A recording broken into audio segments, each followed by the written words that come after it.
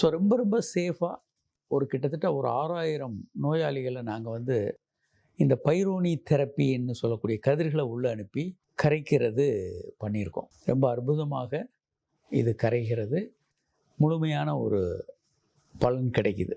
இது சம்மந்தமாக உலக பாலியல் மாநாட்டில் வந்து நிறைய ஆராய்ச்சி கட்டுரைகளை சமர்ப்பித்திருக்கோம்.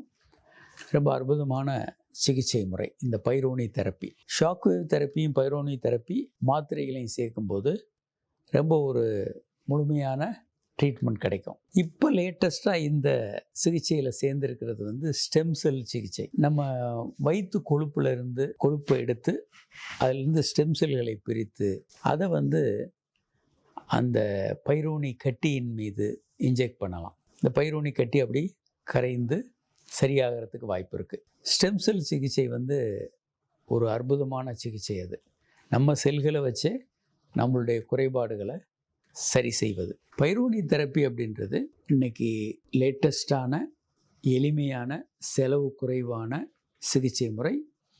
கிட்டத்தட்ட 6000 பைரோனி நோயாளிகளை சரி பண்ணியிருக்கோம்.